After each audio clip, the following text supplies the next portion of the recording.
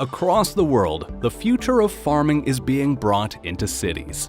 You have Kimbal Musk, brother of Elon Musk and co-founder of Square Roots that has a shipping container farm in Brooklyn. And under the streets of London, there is a shelter that has been converted into an underground farm.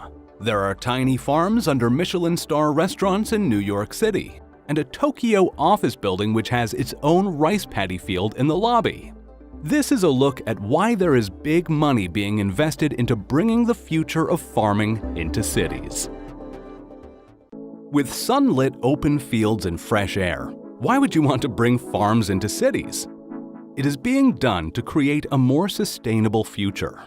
Right now, there are 7.7 billion people on the planet. By the year 2050, this number is set to rise to 9 billion. And at the same time, climate change could lower crop production by 25%. Other big reasons for farming being moved into cities include there is just not enough fertile farmland that can be used to feed everyone. This is why you see rainforests and jungles being cleared, and fertile land is also being lost to climate change. Another reason is that it is much more efficient to grow leafy vegetables in vertical farms. You can grow a lot more with less space and less resources than a traditional farm. The UN estimates that 20 to 40% of crops that are grown are destroyed by pests. So growing in a closed environment without soil means no pests and no pesticides are needed. This also means that you get healthier and more nutritious food, and you don't lose nutritious value when the food is being transported, since you can now get your vegetables from farm to table in hours, also reducing the need for energy when shipping. The first city farming company that we will look at is called AeroFarms. They are a vertical farming company that have a number of farms in New Jersey, and they'll be taking to the skies soon as they supply Singapore Airlines with their new farm-to-plane concept. AeroFarms have been built in former warehouses, paintball centers, nightclubs, and steel mills. The money coming in to fuel this growth has come from the likes of Inca Group, which is the parent company of IKEA, giving AeroFarms a valuation of $500 million, allowing them to bring in an estimated $50 million in revenue annually. Like other vertical farms, AeroFarms is able to grow crops a lot faster and more efficiently than traditional farms. AeroFarms is able to go from seed to harvest in 15 days. That's half the time it takes a traditional field-based farm, which takes 30 to 45 days. And because of the closed environment and the vertical stacking of the farms, they can grow more than 390 times more crops per square foot than traditional farms. This is all achieved by using aeroponics, when you mist water, nutrients, and oxygen onto the roots, versus hydroponics, where the roots hang down into the water. Misting the roots allows for more efficient oxygenation, and the plants use 95% less water than traditional farms and 40% less than hydroponics. The leafy greens that AeroFarms grow, such as kale and baby watercress, are grown with the help of artificial intelligence and constant monitoring of data points by plant scientists who work at the farm. All of the technology that goes into a vertical city farm is what makes them so efficient, and the use of this technology is made possible because vertical farms have closed environments, meaning you can control every aspect of the climate inside the farm, from the temperature, humidity, lighting, and nutrients. Another reason you can grow more crops in a vertical farm is because you need much less time in between harvesting to prepare the next set of crops. On a normal farm, you need tractors to recultivate the land, wait for it to dry, fertilize it, and then replant, which could take a week. In a vertical farm, you can harvest the crops and you're ready to plant again. And computers are used to control the conditions in a vertical farm. They're able to provide the optimal conditions for each type of plant. Being indoors in a controlled environment also means that crops are not affected by climate changes and seasons, resulting in year-round local availability of vegetables and consistent pricing. You'll mostly see expensive leafy greens such as lettuce, kale, and herbs being grown in vertical farms, since these premium greens are more profitable, balancing out the investments made into the new tech used for these types of farms. Blue and red LED lights, which create the purple hue you see in these vertical farms, are used as they are more energy efficient than white lights, and they allow for the most efficient absorption of nutrients in the plants. These lights are used to create specific light recipes for each type of plant. They're programmed to give the exact intensity, frequency, and spectrum suited for growing each plant as efficiently as possible. You can even adjust the lighting to control the color of the plants, the shape, texture, size, and you can even change the flavor.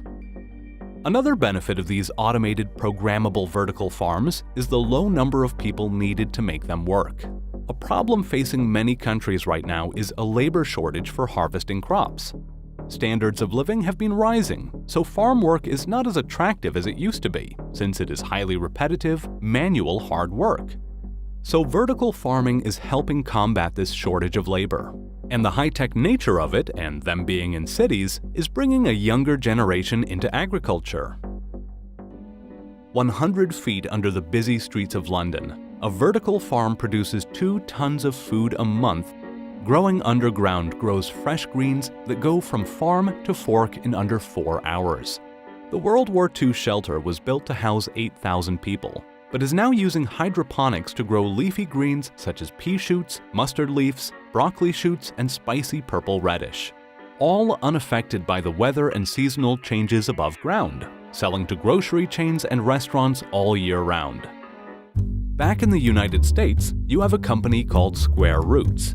They build vertical farms in shipping containers and have locations in Brooklyn and Grand Rapids, Michigan. Each container has 250 growing towers, which is the same as 2 acres of farmland. And each container is able to produce 50 pounds of leafy greens per week. Elon Musk's brother, Kimbal Musk, is a co-founder of Square Roots. Kimbal holds board seats on SpaceX and Tesla, and says that while the technology being developed at Square Roots is being used to bring nutritious food to people in the cities, one day it will be used to feed astronauts on Mars. Along with all these vertical farms making their way into cities, you also have the Open Agriculture Initiative. This initiative aims to create an open-source digital library allowing you to download the specific conditions needed for each type of plant to grow as efficiently as possible. Plants from around the world would require different temperatures, humidity, amounts of water, and nutrients. All of these variables can be controlled in vertical farms, creating a climate recipe for the plants, allowing you to grow different plants from around the world all year round in any location, saving on resources needed for shipping. Over on the other side of the world in Tokyo, Japan, a human resources company have turned their office building into a city farm. Persona Group grows 200 species of fruits and vegetables in their office building. When you walk into their building, you're greeted with a 1,000-square-foot rice paddy in the lobby. Continue through the building, and you will come across an okra field, a tomato vine-covered guest space, and a vegetable factory. Meeting spaces are divided using fruit trees, and bean sprouts are grown under benches, and the walls are covered with shelves growing herbs. All of this, from the blueberries, oranges, pumpkins, and cucumbers to the rice from the lobby, is all served fresh to the employees in the office cafeteria. You won't be able to get any fresher food at a restaurant when it comes from a farm directly under it. The idea behind Farm 1 is to grow rare produce for chefs in the middle of the city. Farm 1 has 2 farms in New York, and one of them is under the 2-star Michelin restaurant Atera. It grows over 500 different microgreens, rare herbs, and edible flowers all year round. They are eaten within hours of harvesting and are delivered by bicycle and subway to over 30 restaurants in New York City. Some of their products include rarities such as Pluto basil, which sells for $40 per pound, and edible flowers such as purple oxalis for 65 cents each. Farm 1 also has the edible bar. This is a mini hydroponic system of rare live plants that can be enjoyed by guests at an event. These plants can be used as garnishes, enjoyed on their own, or paired with cocktails, helping to introduce the idea of eating super fresh greens grown in the city. Other vertical city farms include Bowery and Plenty, both of which have had big-name investors fueling their growth and expansion. Bowery Farm is based in New Jersey and has been backed by Silicon Valley investors such as Google's venture arm GV and the CEO of Uber, Dara Khosrowshahi. And Plenty, which is based in a warehouse in South San Francisco, has been invested in by Jeff Bezos and Google's chairman Eric Schmidt's investing company, Innovation Endeavors. So what else could be grown in cities in the future to feed growing populations? Right now, the production of farmed fish is greater than beef, and some people are looking for ways to farm fish closer to cities. This way, you can avoid using high amounts of energy to refrigerate the fish while it's being transported. Even the growing of meat with a twist is being brought into cities. Impossible Foods make plant-based burgers and sausages in their Oakland, California facilities. The burgers use 95% less land, 74% less water, and creates 87% less greenhouse gases compared to the making of traditional cow-based burger patties. Investors include Bill Gates and Google Ventures. Beyond Meat, based in Los Angeles, is another company making plant-based substitutes for meat.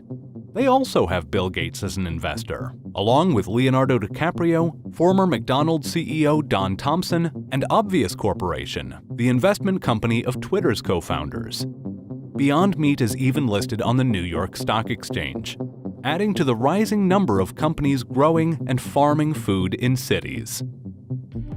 On the next episode, we take a look at Elon Musk's vision for the city of the future. Hit the subscribe button to not miss a video.